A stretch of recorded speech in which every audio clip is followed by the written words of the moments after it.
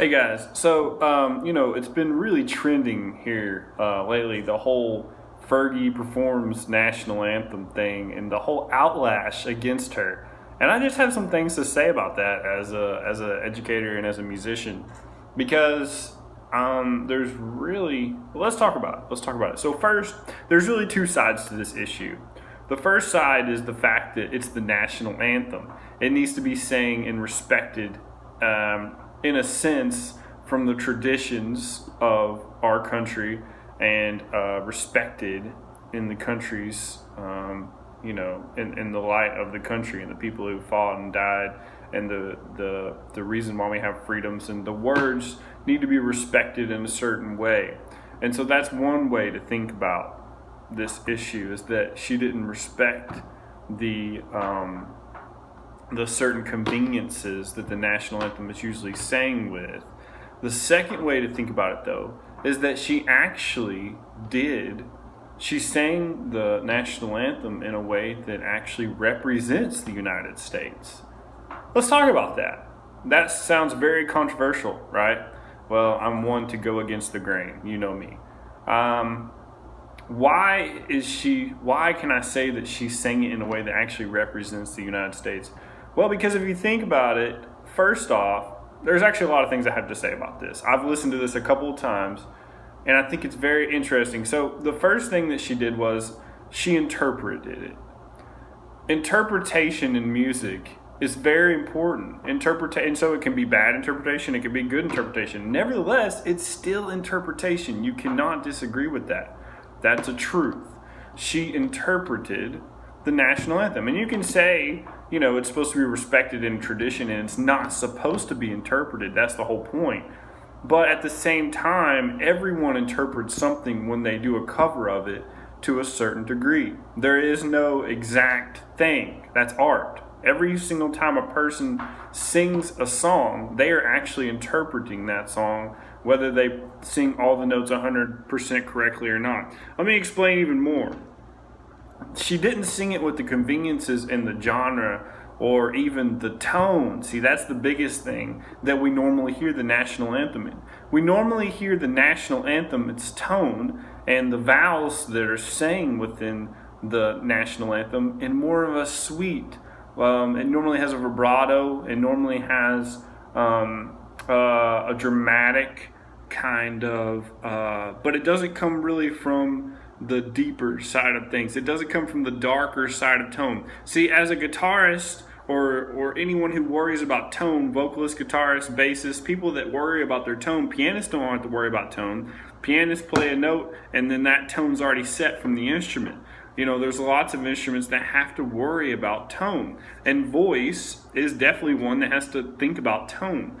And so the vowel sounds and the tone that she was using and in her interpretation is what people didn't like. They just don't know how to maybe explain that, musically speaking. So if we listen to it, we can hear, though, that the background instrumental in the back, okay, because she had and people backing her. If we listen to it, perform the Star Spangled Banner, an 8-time Grammy Award winner from First thing that happens is you get a hi-hat, a very slow hi-hat on 2 and 4. This can happen in all styles of music, but guess what? It starts out with not the traditional tendencies of a national anthem, which is usually instrumentally a bass drum, boom, a snare drum rolling, right? We're listening for that buzz roll, bzzz, quiet in the background, and eventually some crashes. That's the traditional way we hear it. This starts out with literally a hi-hat on 2 and 4, nice and slow. And so without even Fergie singing yet, it's already setting the mood for something that's not convenient, not traditional. Oh, say, can you see? So let's listen to the instrumental in the back. We have a bass, an upright bass. We have a snare and some brushes. And we have a hi-hat. Where do we hear upright bass and drums with brushes? Jazz. We hear jazz music. This is jazz, okay? That's the first thing you have to take into consideration. This is not popular. This is not even traditional style. This is jazz. Okay, people? This is jazz. So if we keep listening to it, we can hear that she's never actually off of pitch. See, these are two different things. Pitch is one thing, and tone is another thing. Okay, pitch is one thing, and tone is another thing. You can have amazing pitch, but still have a bad tone. And so that's why some people can sing better than others. Actually, I have not that great of either one, but someone can have really great pitch and sing all the right notes, but still sound bad due to tone. He's going to do his paperwork. Paperwork? Yeah. All right, bro. Cool.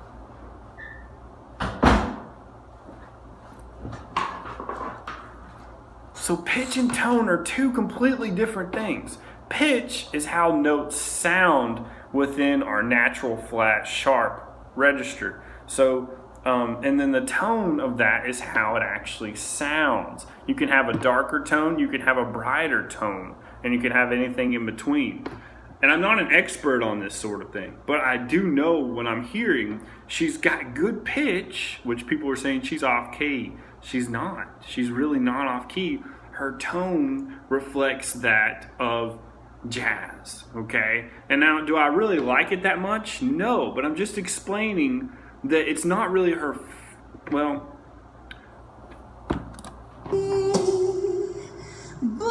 the dawn's early light.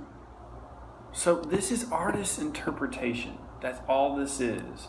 And it's in a style that's not normally associated with, first off, popular culture or traditional, okay? But it does represent the United States. Why? Because artist interpretation has everything to do with freedom of outlet, freedom of expression, freedom of speech, freedom of being an artist, okay? So do I think that she should have took that route with a traditional song that represents the country? What does it matter what I think?